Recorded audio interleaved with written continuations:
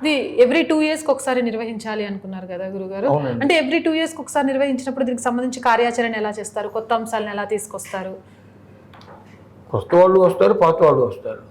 ఎందుకంటే కాలం అనగా నడుచు ఘటిక ఏమండి, కొన్ని మృగ్యమైపోతూ ఉంటాయి, కొన్ని ఉద్భవిస్తూ ఉంటాయి అన్నమాట అండి. కొంతమంది ఇంకా పరిశోధకులు ఉన్నారు, వారు వివిధమైనటువంటి దృక్కోణాల నుంచి పరిశోధనలు చేసి ఈ విధంగా ఈ పద్ధతిలో వీరు ఈ దేశం యొక్క సమైక్యత కోసం పాటుపడుతున్నారు, ఇంతవరకు కూడా వారి ముందుకు రాలేదు, వారిని మనం కనిపెట్టలేదు అని కొంచెం ఇంకా డిస్కవర్ చేసి అనుసంధానం చేసి పరిశోధన చేసి ఈ విషయాలు చెప్తారనమాట అండి. ఉదాహరణకి మన తెలుగునాట ఇక విశేషించి తెలంగాణలో ఎన్నో లోక కళలు ఉన్నాయన్నమాట అండి. డప్పు, చిందు, ఇటువంటివన్నీ కూడాను, వీటన్నిటిని కూడా ప్రదర్శిస్తూ ఇవన్నీ కూడా మన భాగం. ఇన్ఫ్యాక్ట్ కొన్ని వందల ఏళ్ళు ముస్లింలు పాలించిన 200 ఏళ్ళు బ్రిటిష్ వాళ్ళు ఎంత ప్రయత్నించినప్పటికీ కూడా ఎవరినైతే మనం అస్పృశ్యులు అంటున్నామో వాళ్ళు మతం మార్చుకున్నారా? లేదు.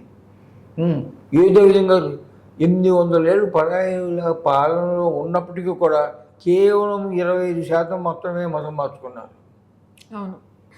అందులో దళితులు కూడా మార్చుకోలేదు అనమాట అండి. మనం ఎవరినైతే కుల వివక్ష ఇది అంటున్నామే, అస్పృశ్యులని అంటున్నామే, బాధించామే, వాళ్ళు కూడా మన ధర్మంలోనే ఉన్నారు. కానీ ప్రలోభాలకు లోపయ్యి ముస్లింగా కానీ క్రిస్టియన్ కానీ వాళ్ళు కూడా కారలేదంటే ఈ ధర్మం యొక్క శక్తి ఎంతో మనం గుర్తించాలన్నమాట.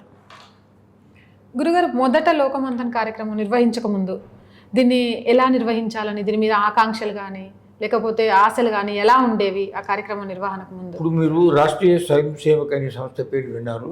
దాదాపు 100 సంవత్సరాలు, నెక్స్ట్ ఇయర్ మనకి 100 సంవత్సరాలు అయిపోతుంది అన్నమాట అండి. అందులో కొంతమంది మేధావులు చాలామంది ఉన్నారు. కొంతమంది మేధావులు ఏం చెప్తున్నారంటే ఈ దృక్కోణాల నుంచి అంటే ట్రైబల్స్ అని ఇంగ్లీష్లో పెజరేటివ్ వర్డ్, అది తప్పు మాట అనమాట, బూతు మాట.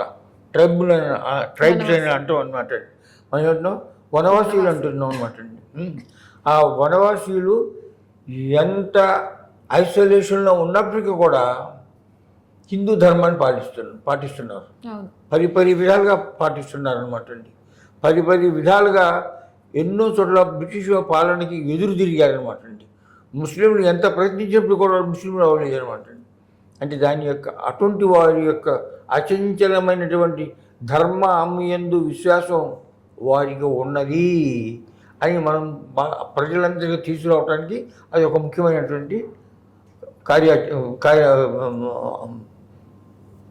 ఐటమ్ ఇన్ దిస్ లోకమంతన్ అనమాట అండి. అందుకని చూసారా, అదేంటి మన రాష్ట్రపతి గారి యొక్క పేరు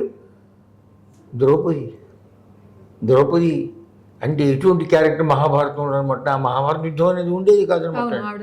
ధర్మజ్ఞాని జరిగింది కాబట్టి ద్రౌపదిని ఉపయోగించుకుని ద్రౌపదిని ఉద్దేశించి ఆ చివరికి ధర్మం నేర్పడానికి ద్రౌపదియే కారణమైంది. అటువంటి ద్రౌపది గారు రాష్ట్రపతిగా అవటం మనకి చాలా గర్వకారణం అనమాట అండి.